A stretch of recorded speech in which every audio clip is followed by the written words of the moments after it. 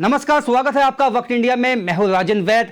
हमने आपको इससे पहले कश्मीर घाटी का एक पहलू दिखाया था जिसमें यह दिखाया था कि किस तरह से कुछ आतंकवादी संगठन जो है कश्मीर घाटी को लहूलुहान बनाना चाहते हैं, लेकिन कई अन्य पहलू भी हैं जो कश्मीर घाटी के हैं, वो भी हम आपको दिखाएंगे। जहां जो है अब लोग उकता चुके हैं आतंकवाद से, अब वो शांति चाहते हैं। यही मिसाल हमें देखने को मिली है कश्मीर घाटी में, जहां पे लोगों ने झूम गा के नाच के जो है प्रधानमंत्री नरेंद्र मोदी का 70वां जन्म दिवस मनाया है। पहले हम दिखाते हैं आपको किस तरह से लोगों ने जो है झूम के इस जो जन्म दिवस को मनाया है कश्मीर घाटी में। हम विजुअल दिखाएंगे पहले आपको, फिर इस पर चर्चा करेंगे।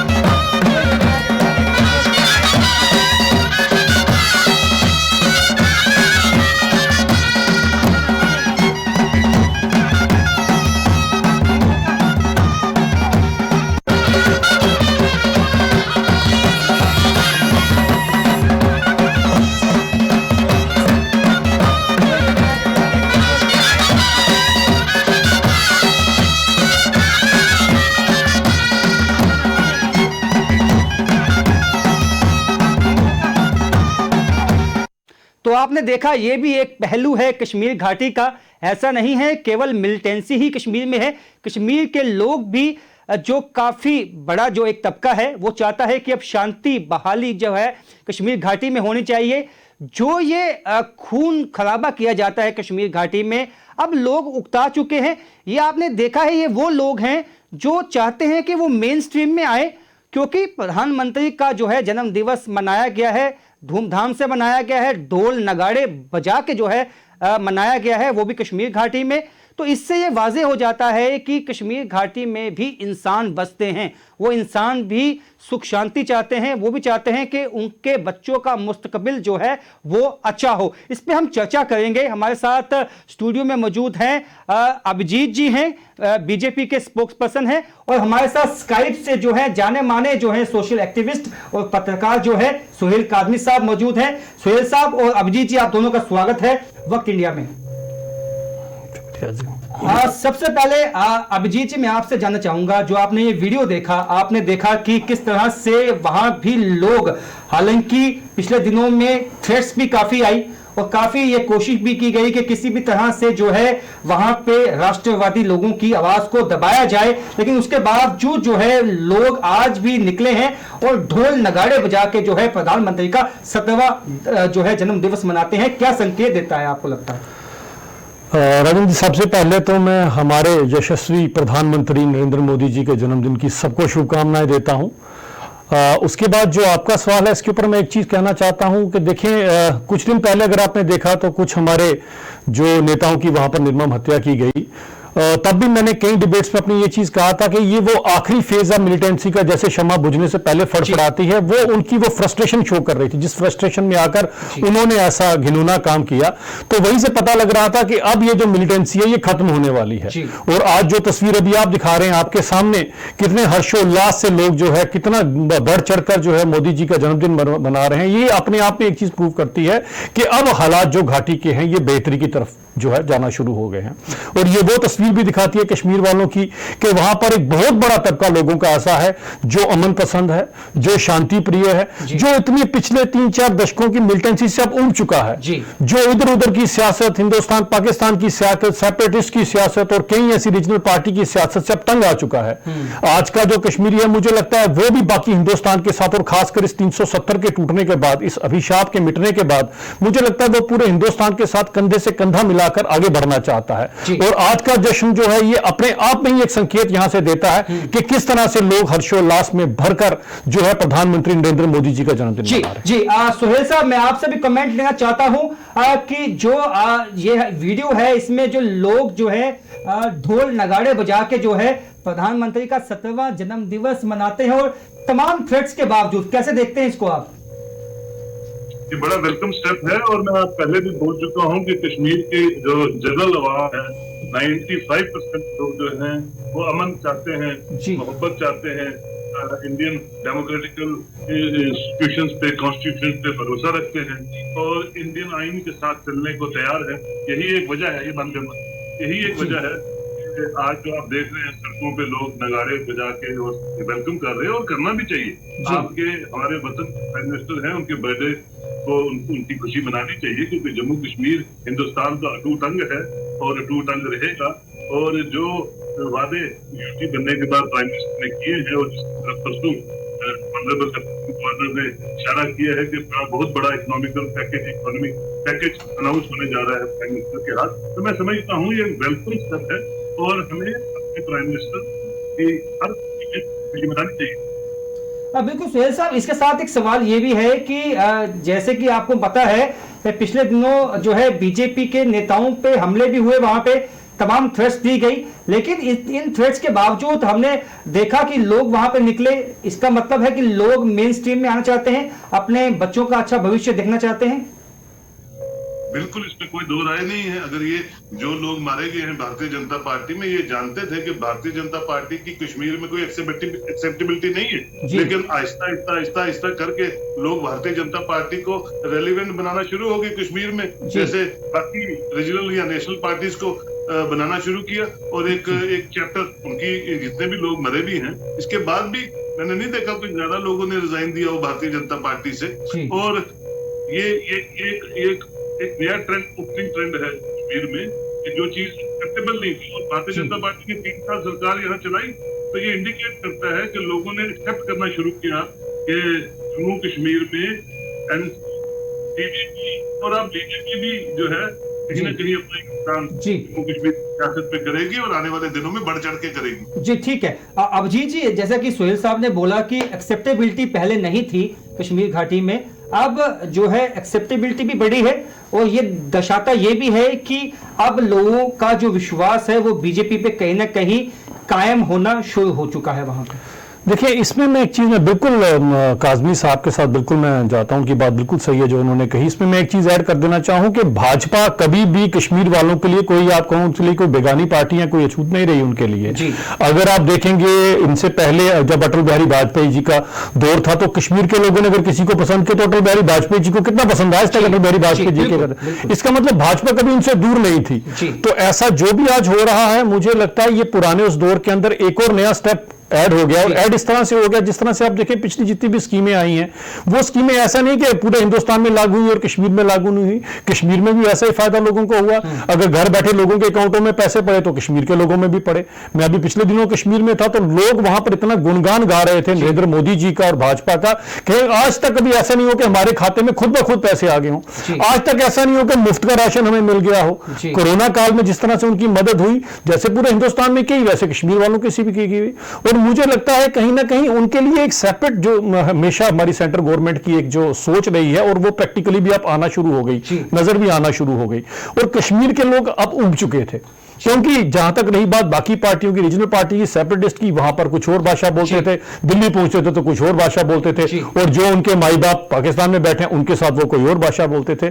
तो जो उन्होंने आज तक की जो भी राजनीति अपनी चलाई, वो कहीं ना कहीं इन कश्मीरियों के मासूमों के खून पर उन्होंने जो अपनी राजनीति चलाई, इसी राजनीति रोटियों को सेकने के लिए उन्होंने कभी परवाह नहीं की किसका बच्चा मर रहा है, किसका खाविन मर रहा है, किसका भाई मर रहा है, उन्हें कभी परवाह नहीं हुई। खुद के इनके बच्चे अच्छे से अच्छे इंस्टीट्यूट में, फॉरेन में, सऊदी में अच्छी अच्छी नौकरियां कर रहे थे, और आम कश्मीरी के बच्चे में इन्होंने पत्थर थमा दिए, आम कश्मीरी के बच्चे के हाथ में इन्होंने ग्रेनेड थमा दिए। तो अब जो कश्मीर के लोग हैं वो जाग चुके हैं, वो इनकी जो ये दोहरी रणनीति थी उसको समझ चुके हैं, ये लोग एक्सपोज हो चुके हैं, और उसका नतीजा आपके सामने है कैसे आज ये लोग हर्षोल्लास में जो है गा बजा रहे हैं। ठीक है सुहेल साहब, मेरा आपसे सवाल ये है कि जो है अटल बिहारी वाजपेयी की इन्होंने जो है बात की, उसके बाद प्रधानमंत्री नरेंद्र मोदी भी जब जम्मू कश्मीर आए थे उन्होंने कहा था कश्मीरियत जो जमहूरियत है यही एक हल हो सकता है कश्मीर का, कश्मीर में शांति वापस आ सकती है। तो आपको लगता है वो जो 3 मंत्र बताए थे कश्मीरियत, जमहूरियत, तो ये इंसानियत का जो वो वापस आ चुकी है कश्मीर में?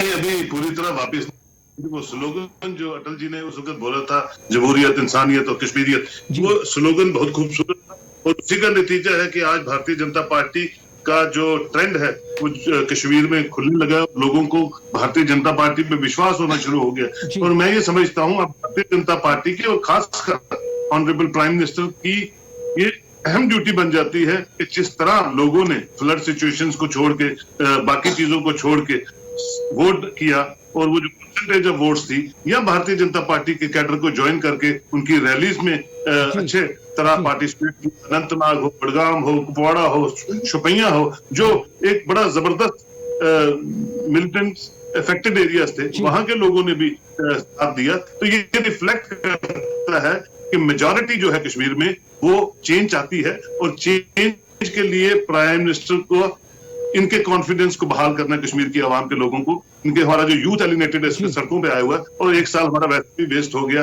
कोरोना को लेके और बाकी चीजों को लेके।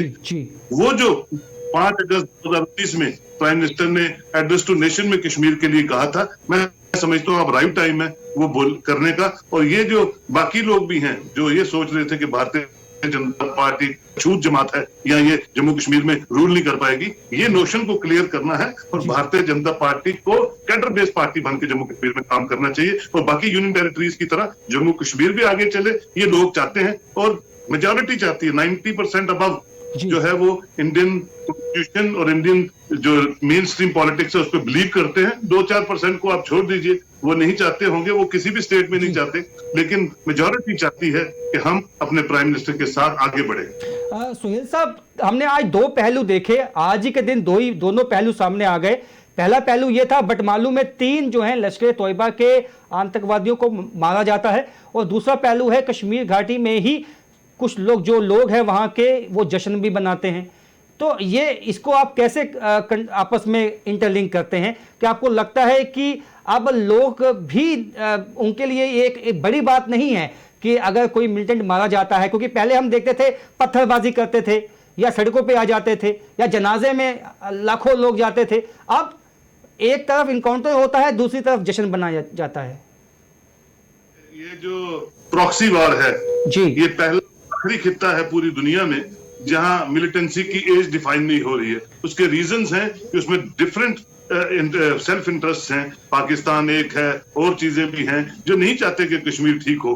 लेकिन अगर आपका निश्चय दृढ़ विश्वास है कि हमने जम्मू कश्मीर के हर बंदे बशर का कॉन्फिडेंस जीतना है, हर बंदे बशर का साथ देना है गवर्नमेंट ऑफ इंडिया का, तो मैं समझता हूं अगर आप में विश्वास है और करने की लगन है और जिस तरह की मेजॉरिटी आज प्राइम मिनिस्टर मोदी के पास है, वो चाहें तो ये सब कुछ ठीक हो सकता है। लोग आपके साथ हैं, अवाम आपके साथ है, मेजॉरिटी आपके साथ है। और आर्टिकल 370 हटने के बाद भी मैंने देखा नहीं कोई कश्मीरी सड़कों पे आता या रोष करता, कि वो जानते थे कि आर्टिकल 370 जो है सक्सेसिव लीडर्स ने, सक्सेसिव पार्टीज ने खोखला और बेबुनियाद दिया हुआ था और कोई भी लीडर बड़े से बड़ा भी अंदर हुआ तो कोई कश्मीरी उसके विरोध में कहीं प्रदर्शन नहीं किया उसने, चाहे वो फारूक अब्दुल्ला था, महबूबा थी या कोई भी था। लोग अमन चाहते हैं, उनकी मजबूरी है कि वो बाहर आते हैं, इलेक्शंस में पार्टिसिपेट करते हैं और फिर 5 साल उनके जाया हो जाते हैं, उनके बच्चों हो जाती है और डेवलपमेंट वही रुकी रहती है और कुछ घर 100 घर उसका फायदा उठा के ऐश करते हैं।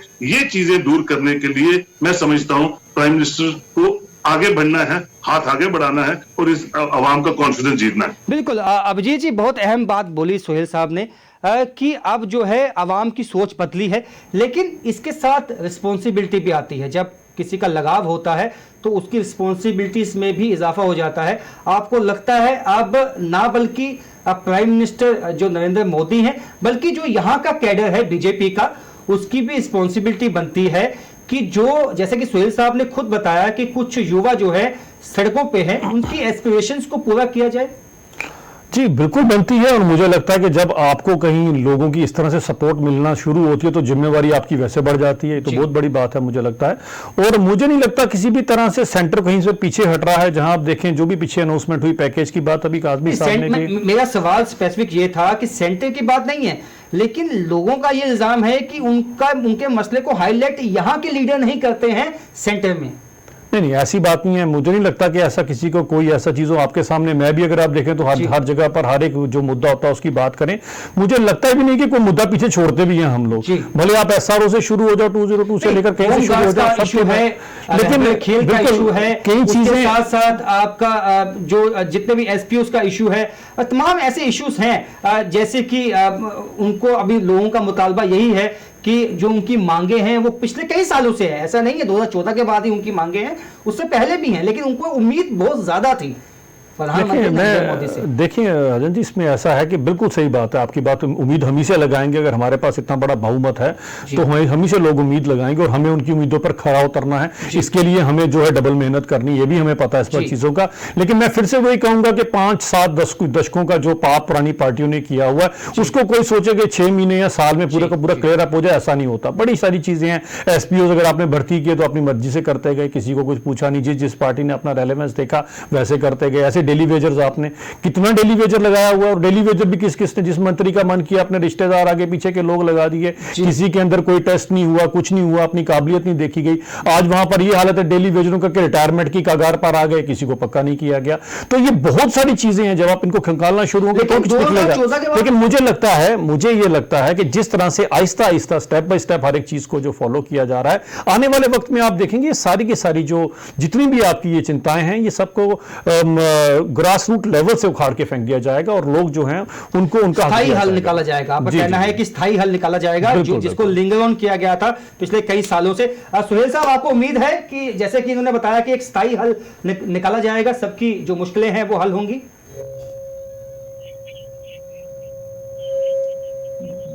जी सुहेल साहब, तो आगे बढ़ रहे हैं आपके साथ कि जनाब and change should be for the betterment of the people of Jammu and Kashmir Union Territory. So एक हाथ वो बढ़ा रहे हैं, दूसरा हाथ आप बढ़ाइए, और ये जो काफिला है प्रोग्रेस का, पीस का, अमन का, प्यार का, एम्प्लॉयमेंट का, डेवलपमेंट का, ये आगे बढ़ाइए। अब आप फिर वेट करेंगे साल, जैसे पिछला आपने वेस्ट कर दिया, और साल वेस्ट करेंगे तो लोगों का मोरल डाउन होता है, बच्चों की एज खत्म हो जाती है, ओवर एज हो जाती है। तो ये काफिला जो है लोगों की एस्पायरेशंस को देखते हुए आगे बढ़ाइए। इसका जो पेस ऑफ टेम्पो है, जैसे मनोज सिन्हा साहब ने आते ही अपने दरवाजे राजभवन के खोले हैं और खिड़कियां खोले और आम बंदे से मिलना शुरू हुए हैं, इसी तरह चोर स्टेक होल्डर्स को इन्वॉल्व कीजिए, जो लोगों के साथ बात करे और आपको रियल पिक्चर जो है वो बताएं, और उसी पिक्चर को लेके गवर्नमेंट ऑफ इंडिया उस पर काम करे, और एक खुशहाल कश्मीर का तस्वुर जो 50-100 साल से हम सुन रहे हैं, वो खुशहाल कश्मीर, जम्मू कश्मीर और जो बाकी हमारी डिस्ट्रिक्ट्स हैं वो बने, और उसके लिए लोग आपके साथ खड़े हैं।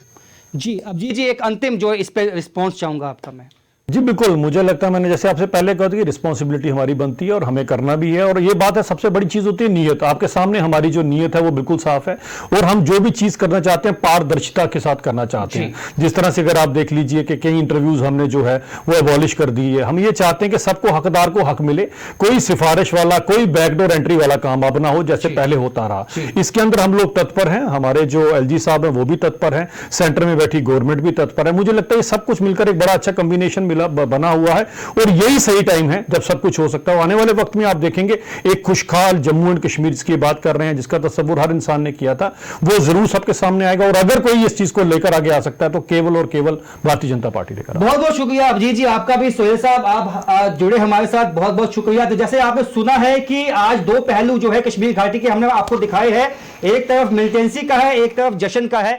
अब लोगों को चुनना है कि उनको मिलिटेंसी की तरफ जाना है या जश्न की तरफ जाना है, क्योंकि हर कोई कश्मीर घाटी में, जैसे कि हमारे एक्सपर्ट्स ने भी बताया, बीजेपी का भी कहना है 90% लोग जो है कश्मीर घाटी में वो अमन चाहते हैं, शांति चाहते हैं। तो ऐसे में प्रधानमंत्री के 70वें जन्म दिवस के उपलक्ष्य में जिस तरह से वहां पे बाजे गाजे के साथ जश्न मनाया गया है, तो ये एक संकेत देता है कि बीजेपी की एक्सेप्टेबिलिटी अब बनना शुरू हो चुकी है कश्मीर घाटी में। लेकिन इसके साथ साथ रिस्पॉन्सिबिलिटी भी आती है, और बीजेपी का ये यकीन दहानी दिलाई है, दावा किया है कि जो रिस्पॉन्सिबिलिटीज उनके ऊपर आई हैं उनको वो अच्छे से निभाने की कोशिश करेंगे। फिलहाल मेरे साथ इतना ही, देखते रहिए वक्त इंडिया।